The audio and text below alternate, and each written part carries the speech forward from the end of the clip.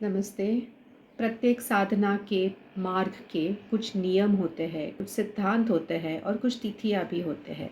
और कुछ ऐसे ही महत्वपूर्ण तिथियों के ऊपर अगर हम इन नियम और साधनों का प्रयोग करते हैं तो अति शीघ्रता से प्रगति होती है साधकों की।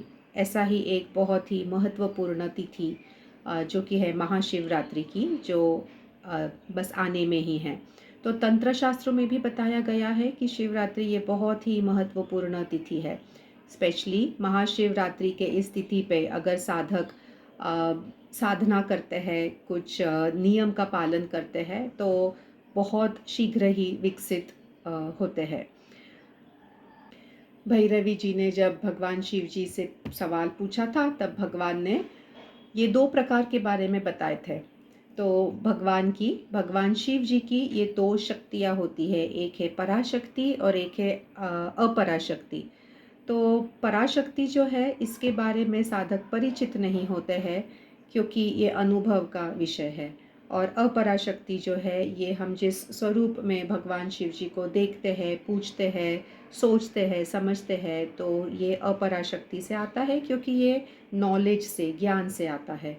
तो ये हम 10 दिन का वर्कशॉप करने जा रहे हैं जिसमें पराशक्ति और पराशक्ति ये दोनों का कॉम्बिनेशन होगा। और पराशक्ति का अनुभव करने के लिए जो सहज ध्यान है, इस मार्ग के ज़रिए हमें चलना होगा। हमारे साथ में और दो एक्सपर्ट्स हैं, स्वामी शैलेंद्र सरस्वती जी, जिनके बारे में आप सभी लोग जानते ही हैं, और नहीं जानते हैं तो जुड़िए, आप जान जाएंगे। इनसे बढ़िया ध्यान कोई नहीं सिखाता, और इनका जो ध्यान सिखाने का पद्धत है और जो ध्यान का तरीका है, ये सबसे ज़्यादा आसान और सहज कहलाया जाता है।